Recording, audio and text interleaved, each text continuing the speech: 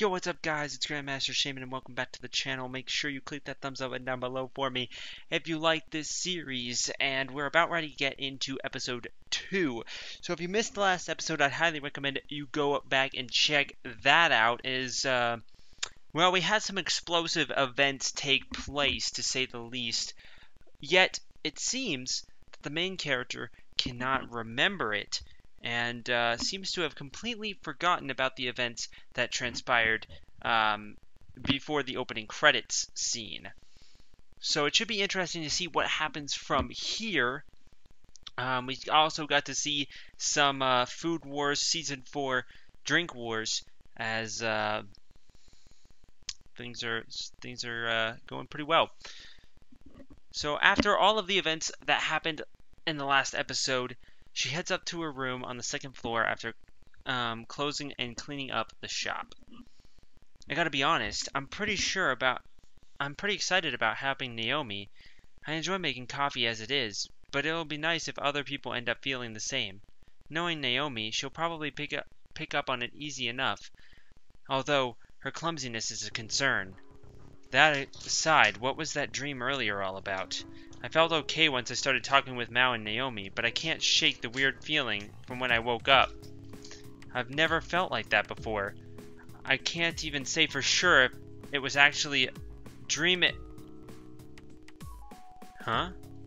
What's that? In the middle of telling myself to forget about it and try to sleep, I notice a thick book on top of my desk. It's an auburn color with some gold leaf decorations on it. I assume these are gears. What kind of okay, seems like there's a kind of book my grandmother would like, but I don't remember putting it there. That's the thing, though, is you don't know what it is, so obviously you gotta look at it, right? I tear and cracking it open, trying to get dirty. What the? There are no pages inside. Rather, there's a rectangular gap in the middle. I close the book immediately, having more questions now than when I spied it. Yo. Man, my thing keeps freaking out. It's like, this is too much going on, I guess.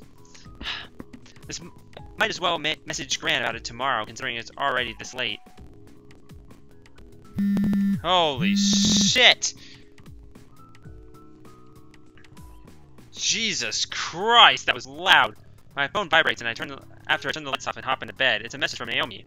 Let's see. Thank you for offering to help. I'm looking forward to this. She's a sincere girl, isn't she? Huh. I sent a quick emoji in response, and then placed my phone beside my pillow without checking to see if she reads it or not. Please have nothing jump out at me. Oh, holy shit. Nani?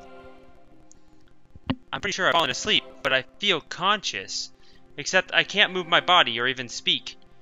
Is this sleep paralysis? Or maybe it's a lucid dream? Hey. I hear a man's voice, but I don't know whom it belongs to. A figure appears soon after, but I can't make it out all that well. It's someone slender with a vaguely androgynous face. I can't respond, so I wait for him to continue. Huh. I like his character design. He's cute. I see fate has led your life to its conclusion. Fuck. Haha, no need to get depressed though. You've been given the rare chance to live again over the next 12 weeks. Surprising, eh? Yeah, tell me about it. Don't get the wrong idea, there's nothing uniquely special about you. It's all down to the fate you carry. He spouts this nonsense at me in a calm, almost rehearsed fashion. Dude, honest to God, I would rather just be dead. Just because living knowing that in 12 weeks I am gonna die is scary as fuck. Who am I, you ask? Well, I'm also no one special. I'm just the one who watches you from above. Under normal circumstances, I'd never meet with anyone personally, but fate has deemed that your dreams will connect you here. Anyway, I had planned on more introductions, but I think that's enough for now. But before the curtains rise on this play, let's kickstart your memory a bit. The man disappears as soon as he stops talking. My consciousness fades away once more. Please don't do an explosion out of nowhere. I'm not ready. Oh, okay. This is way too loud, but I might want to hold the mic down a little bit. The way I have to do this though is stupid because I turn like fall down. Ugh. Flames envelop me. Flames powerful enough to take the skin from my bones. Flames produce enough smoke to smother my lungs. My life turns to ash. My ability to move even my fingers tells you much. Let's see. That's just for... He's shouting over and over. The caller enters around that roaring place that he spread. Why are you breaking out? Why are you breaking out? Loading, overload. How are you loaded? It's not even what's happening. By the time it's entirely out, I can't see anything. That's a t-shirt. From my own uncontrollable scream. I gotta say, I absolutely love her character design so much. I don't know if that's really appreciated, but her character design is brilliant. I love her red eyes and her hair color. And honestly, the way that they put her together, if you could say, might sound weird. I just really like it. I really like it a lot. I woke up from my own uncontrollable scream. What an awful nightmare. I was engulfed and flamed and died. I'm drenched in sweat. My breathing's beyond ragged. Even worse, I noticed a strange black blob on my stomach. All the while wondering why I even had such a dream. Oh, it's just you. Meow. Lethal?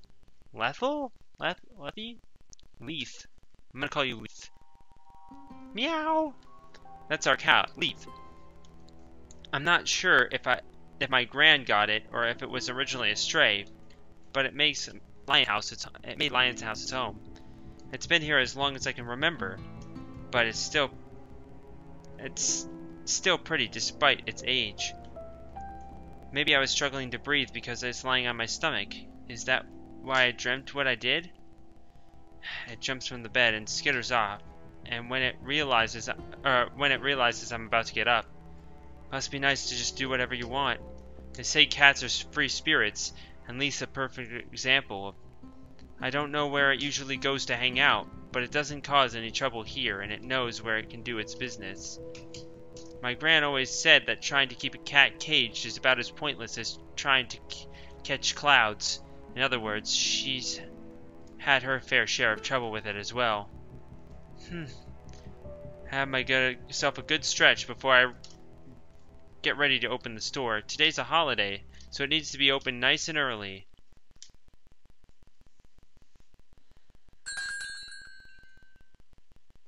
Just as I think I can relax after the morning customers have left, the bell door chimes. Welcome. Oh, hey, Miharu. So this is the chick that she's talking about that was at work. Why, hello, Rinka. In trots a tall and stylish girl with matching looks. The sun reflects her off her long, silky hair enough to make it seem like she's generating her own light with each and every step. See, it's funny. They're in the same room. Toot toot, there goes the ship, as I said in the last episode. I'm shipping her with everybody, apparently. That's Mishima Miharu for you. She's a classmate of mine and part of our to-be-avoided group. But in her case, it's more because she's particularly perfect in every regard, so people find it hard to approach her. Are you off work today? No, my shift starts soon. I should have figured. Considering she's wearing her school uniform, she normally wears her own clothes when out in public, but I guess she can't be bothered to pick something out to wear to work.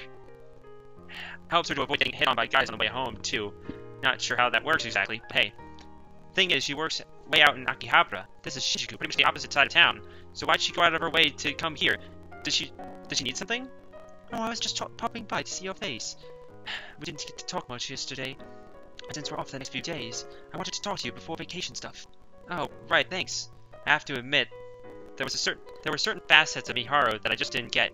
I'm pretty confident she has some other business out here, yet she is teasing me. It's hard to find the right response sometimes. Anywho, I'd hate to distract the other customers, so I should be on my way. Really, time really slips by as I waited for the opportunity to be with you alone. Wait, why wait? It's all regulars here, so they wouldn't have cared. Oh, the weather's so pleasant today, I kind of enjoyed taking all the greenery, so... Okay, whatever floats your boat, I guess. There's a park across from here that's famous all over the country. Apparently, it was an old samurai's garden that became a park after being used as a zone for experimental agriculture projects. Not only does it have all sorts of flowers from here, England, and France, but it has plenty of tourists who come by just to see it. Unfortunately, we're a bit out of the way to draw them in as customers, but a couple of foreigners do find us and stop by every now and again. We have a good view of it from here, although I don't think it's the kind of thing you can enjoy for long. Miharu has some particular taste, though, so who knows, maybe she can. Yeah, she's really cute. See, she's kind of like how I would picture myself if my personality got its own appearance. If my appearance was based off of my actual personality. You know, which would be nice. It would be really nice. But because I'm one of those weird people that really likes dignified and refined stuff. Obviously, I'm not. But the only reason I'm not is because I can't afford it. It's not because I don't want to. You know what I'm saying? What I'm sitting on is my bed. This is the only thing I can sit on except the floor in my entire room. And with me living with other people, I can't exactly go into the kitchen to record. But Miharu here, she's kind of the more dignified and refined person that I'd like to be one day. Maybe I'll earn enough money to do that. Well, my apologies for intruding. Do be sure to get some rest with you. Sure thing. Good luck with work yourself. Now, before I go, you haven't forgotten about our promise to go to the Stardust Kingdom on the 5th, have you? Be sure to tell everyone everyone that the cafe will be closed that day. Come on, as if I forget. Stardust Kingdom's a famous theme park out in the Chiba Prefecture. We've made plans to go there at the end of Golden Week, fully aware that it would be at its busiest. Huh. Just make sure, considering your past record. Anyway, see you then. Yeah, bye. See you later. Look at her face. She looks like she doesn't want Miharu to leave. Miharu leaves with a smile on her face. I had to stop myself from saying bye because Miharu isn't fond of people saying that whenever they part ways. I get where she's coming from. It sounds like what you say for a long-term parting, but I think she's going a little overboard. Either way, I try to keep myself from using it when I can. Just I'm planning to brew some coffee for myself. Everyone else makes their way through the door. Or someone else. Welcome. Oh, Naomi. Here comes another friend. Can't say I'm surprised by her cute outfit choice. Oh, hi-oh! Morning, come on in. The fact that she didn't mention Miharu must mean they didn't cross paths. Naomi seems a little down though. Not only that, but I can tell she's had second thoughts about coming inside. Either because there weren't any other customers, or because she's conscious of the fact that I'm trying to run a business. What's up? I still haven't asked my gran about the easiest way for beginners to make some relatively good coffee, so hopefully she hasn't come to ask about that. I mean, it's only been a day. I certainly hope not. I have the option of teaching her myself, but I'd rather not do that with my own relative lack of knowledge. Oh, I think I might have left something here. A book by chance? A thick, expensive one with golden gears on the back and front? No, I'm fairly certain I didn't leave a book here. Ah, figures. I'm not sure why I asked when she never stepped foot in my room, so obviously she wouldn't have left anything there. Turns out it was her pencil case. She could have just sent me a message about it last night, but apparently she only noticed it was gone this morning. She lives in the Shinjuku area, so she decided to take a walk and drop by to pick it up. Oh, my mom just messaged me. I left it on the kitchen table. Sorry about this. Well, that settles that. It's so Naomi to do something like this, though. Since you mentioned it, what kind of book were you talking about earlier? She jumped back to the topic I'm not expecting. Oh, did I pique your interest? You certainly did. I'm curious because you said it seems expensive. It's expensive? I want to see. Makes sense considering you're into books. Give me a second, I'll bring it downstairs. Act like I have any customers right now, and the street's fairly empty. Make my way upstairs to get it. Here you go. An auburn cover with gold gradients. I can tell Naomi's impressed, judging by the hushed noises she's making while examining the cover. This trumps what I had imagined. It's really old, but it doesn't have the smell that other old books do. Do you mind if I open it? Go ahead, but it's pretty weird. How so? Wearing visited look upon reading it. Can't blame her. There aren't any real pages, just a rectangular hole in the middle. Just calm down. Phone. You're right, this is weird. It reminds me of those magical card books that were popular back in the day. Card books? Did you ever watch that one show where a girl transforms in cards and fight things? Are you talking about Fate, Callian, Prisma, Linear, Ilia? I'm pretty sure I butchered that, but Fate, Callian, Prisma, Linear, Ilia. The one with Ilia's field, where she uses cards to transform into heroic spirits, right? Something like that. Maybe I did, maybe I didn't. This book is just a glorified box for you to store cards in. So, wait a minute. Aren't these cards at the bottom? I didn't notice at first because they're so thin, but yeah, you're right. They show the same pattern as the cover, so I never noticed. Can I take them out? Oh, we shouldn't mess with it anymore. It might be my grand's. Let me ask her about it first. It's no regular book, at least. I'd feel bad if we uncover something she's been wanting to keep secret. That's why it's best to ask before we fight any further. Naomi's hands fly off the book almost immediately after I say that. Sorry, I was carried away when it comes to books. I shouldn't be fiddling with it so much. Don't worry about it. I'm the one who brought it down. You could tell she was entranced by it. I guess a book like this would fascinate anyone who's into books as into books as she is. Okay, I should probably put it back upstairs. As soon as the words fell out of my mouth, someone new walks through the door. An actual customer. Not one of the regulars, though. A woman with a suitcase, likely a tourist from abroad. She ends up asking where the hotel is, which apparently closed at Shinjuku. I end up telling her that she's come a bit too far out. Apparently she's come to Japan alone to tour all the famous temples, but is in a bit of a pinch because she can't understand the language. Once I tell her where to go, she thanks me and goes on her way. She doesn't order anything, but she's kind enough that I can forgive her. Wow, I had no idea you were that good at English. Naomi can't contain her excitement after the woman leaves. What do you mean? I'm awful at it. Are you trying to be humble? You were speaking fluent English to that lady. Huh? Now I'm the one who's surprised. We were speaking English? It felt as natural as any other conversation to me. Again, she did mention she didn't understand Japanese. There's no way she'd say that if we had such a fluent conversation. What's going on here? I hope you don't expect an answer from me. After putting the book upstairs, I returned with one of my English textbooks. Throw some questions at me. Okay, how about basic vocab? Let's see. Some questions at me like that, and lo and behold, I can barely answer them. See, bad doesn't describe my English skills. I understand that, but now I'm concerned for a different reason. She tries to be polite as possible when pointing out my inadequacy. Funnily enough, she didn't even have to look back at the textbook for the last few questions. It's worth noting that while studying isn't exactly my forte, English is a subject I struggle at more than others. That makes the fact that you were talking with her all the more strange then.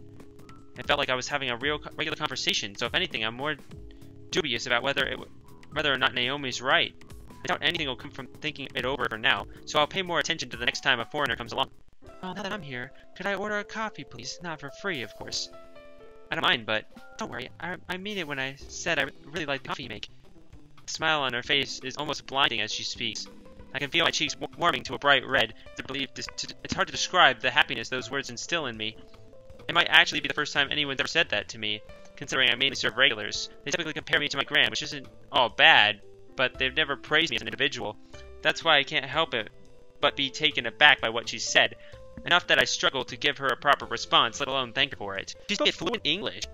I wish I could just suddenly speak in fluent Japanese, or French, or Spanish, or frickin' anything. I'll take almost any language. It would be cool.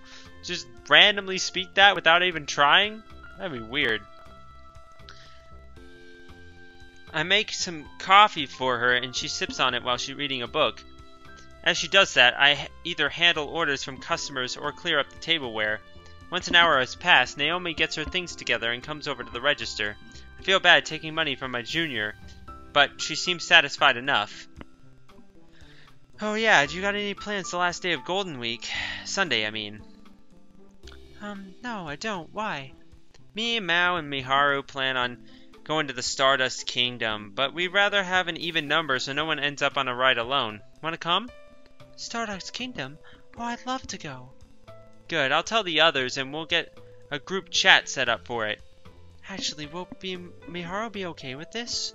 Huh? You two don't get along? Well, no need to worry about that. So long as you're up for it and your purse permits it, you're welcome to come. Oh, okay, if you say so. Not sure why she's acting so reserved in regards to Miharu, but at least she's willing to join us. I get back to work after seeing her off. Interesting. The first thing I do once I return to my room at the end of the day is message my gran. It seems like she's willing to think up a recipe for us. The book doesn't ring any bells for her, though. Seems like there are several books here with similar bindings, but they're all just plain old books. I'd be lying if I said I wasn't curious about them. but that isn't enough to make me want to search through my grand's room. Well, I mean, we should probably read it first. Well, check out the cards then, yeah. Actually, Naomi did mention there were some cards inside. Might as well have a look. I flipped the book over, dropping the cards out. 4 in total. They all have a pattern similar to the book's cover. Turning them over on their fronts, I noticed something written on their white background. The writing itself is in English, but I can read it perfectly fine for some reason. I name Shishimai Rinka.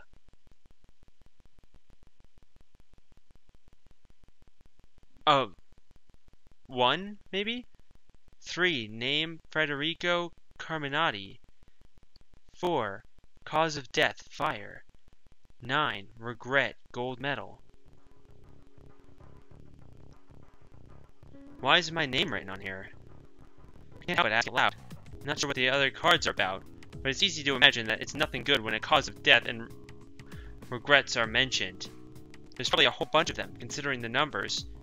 Enough to fill up the entire hole in the book, I guess. When did all the other cards disappear, though? More importantly, why was this book on my desk in the first place? I scoured the internet as well, but nothing relevant comes up. Whatever the case, these cards have personal information on them. Doubt it's someone who just happens to have the same name as me either. Selling the book isn't an option now. So those are fake options, right? I'm not a big fan of fake options. You might as well just have it continue to play out. I want options that actually change the course of the story. I put the cards back inside before placing the book on my bookshelf. It's probably worth showing Naomi whenever she's here next. 2 pairs of eyes are better than 1 after all. I should message Mao, actually. Whip out my phone and send a message about Naomi joining us for Stardust Kingdom, to which she replies almost immediately. Really? Really? Like, really? Jeez, don't get me wrong, I want to go with Naureen, but whatever. Let me tell Miharun about it. Well, a bit odd response. She said there's no issue with Naomi joining us. She emphasizes that I shouldn't get in touch with Miharu, though, which is a bit suspicious. Mao's usually the one who gets stuff sorted out, so I don't pay it much mind. I'd rather think about the fun theme park experience waiting for us the next few days. It's not. I highly doubt it's going to be a fun experience. There's no way. The way that the reactions of those 2 people, Miharun is probably like not going to be okay with it. The store will open tomorrow, as per the usual, so I make my way to bed nice and early.